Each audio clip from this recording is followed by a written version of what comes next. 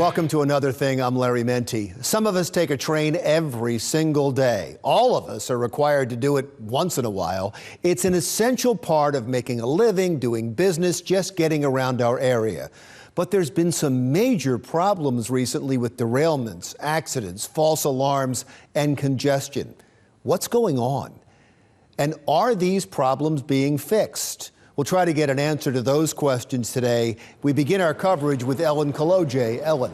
Thank you, Larry. President Trump repeatedly emphasized on the campaign trail that he would fix America's roads, bridges, tunnels, even airports. He says the country will invest $1 trillion over the next 10 years on infrastructure. Now, some national experts say it can be done, but it won't be easy. The time has come for a new program of national rebuilding.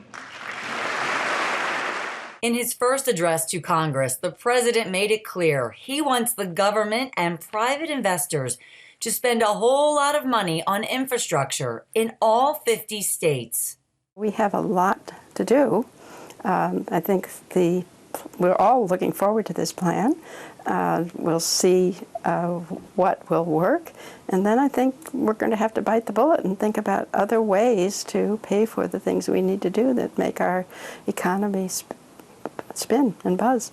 Professor Jeannie Birch is the co-director of the Penn Institute for Urban Research.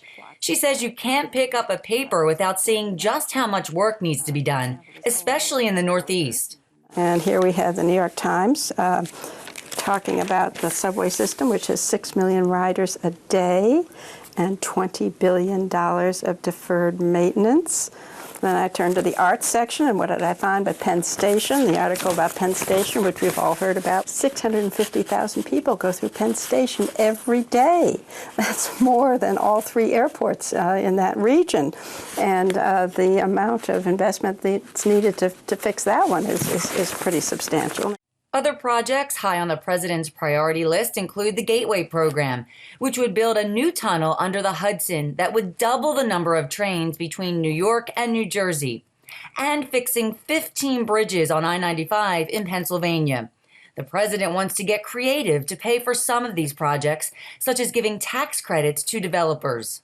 Basically, that the projects that are invested in have to have a revenue stream that will then pay the investors so that they can pay back their loans. And so it's premised on making our private sector work. Now, even though about 50 projects have leaked out already, the president has not unveiled any specifics about this plan. His Secretary of Transportation, though, says the president will do so before the end of the year. Reporting for Another Thing, I'm Ellen Kaloje. All right, thank you, Ellen. Now to talk more about the sometimes hellish commute that people in our area have to take on the area trains is Jenna Chernetz, Director of New Jersey Policy in the Tri-State Transportation Campaign, and Len Resto, President of the New Jersey Association of Railroad Passengers. Thank you so much both for being here. Well, let's start off just as a foundation, and I want to get to the report that just came out, but as a foundation, how would you say we're doing? Both Amtrak and New Jersey Transit, how are the trains doing in our area right now? I think if I was going to have to give it a grade, I'd definitely give it an F. Our infrastructure is in hellish condition and causing significant delays and affecting everything in New Jersey, from the quality of life to the economy. We're not doing well at all. And F, really? Is that a little dramatic? Because, I mean, the trains get there every day. I used to take the trains last year every day. I was rarely late. I mean, on a daily basis, it's not that bad, is it? It is bad, and I agree with Jenna that if I were giving it a grade, I would give it an F. And what's happened over the years is that deferred maintenance has now become a capital project. And the delays that happen are happening more and more because of antiquated equipment, antiquated infrastructure. There's poor communication, and there's a lot of things that need to be done, like switches at Penn Station and fixing of catenary.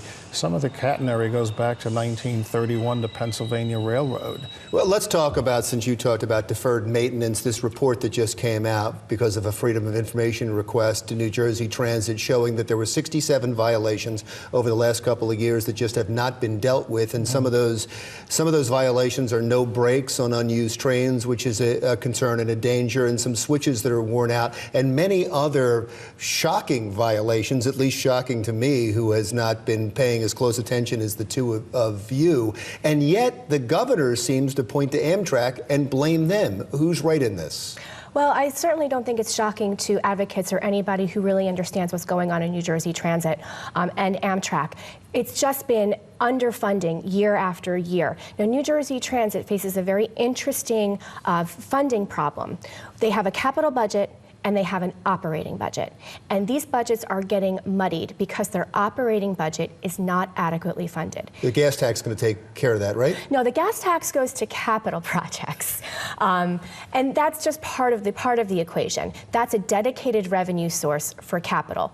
New Jersey Transit does not have a dedicated source for operating. So they rely year after year on the political process to fill their coffers for their operating budget. But that's not enough. Yeah. And what happens is they're transferring money from their capital budget to meet their operating needs. And I'm not talking a couple of dollars. I'm talking to the tune of $400 million annually, $8 billion.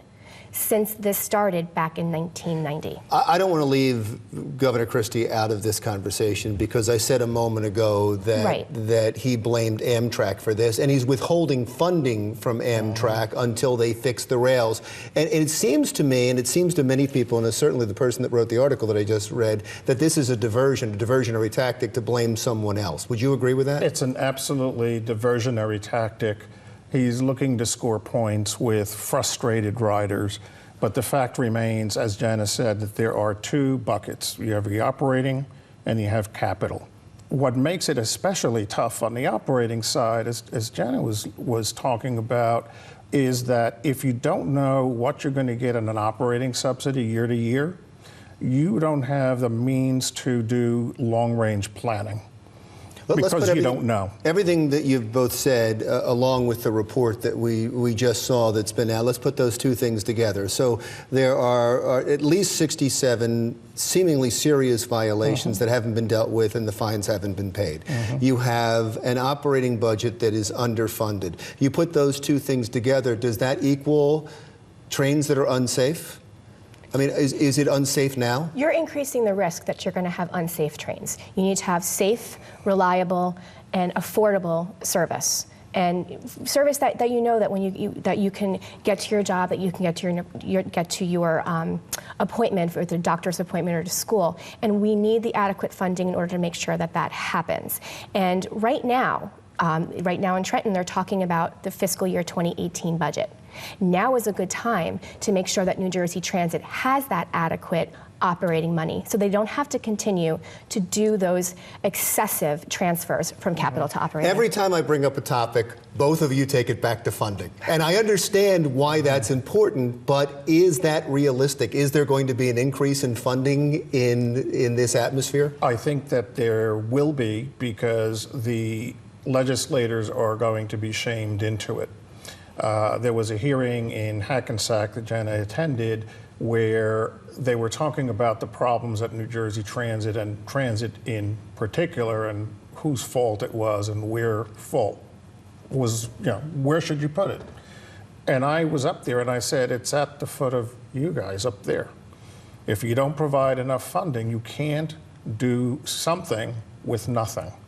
And in my heart of hearts, I am convinced that New Jersey Transit does not consciously go out there and put out unsafe equipment. But to your point, certainly what they've done increases the risk of not being safe. And you look at the Amtrak issue when CEO Wick Moorman said, well, we knew the switches were a problem, but we didn't think they were going to fail imminently. And you're like, but they're put in an awful position, are they not? They're put in an awful position because they know they have these problems, they know they have to be fixed, but to your point, they may not have the funds to fix them, so they have to make do, like you would in your house if you've got repairs that have to be made. Right, but in addition to funding, we also have to look at the leadership of New Jersey Transit. You have to look at the leadership within New Jersey Transit, the employees, and looking at the board. And right now, there is definite brain drain going on in New Jersey Transit, and that does get tied back to operating. Think about the search for the executive director that went on last year. People should be knocking down the doors to be working at New Jersey Transit. We're one of the biggest agencies in the country. But we're not. We're actually losing talent to other agencies, the MTA losing talent to Connecticut. We need to retain that. And again, it does go back to having enough money in operating budget to pay for the talent to come and to have that long-term vision to bring New Jersey Transit up to where it needs to be and to propel New Jersey forward. Let's talk more about the board. I'm going to cut you off for one second. Let's talk more about the board, and we will talk about Amtrak and the Gateway project when we come right back on another thing. Stick around.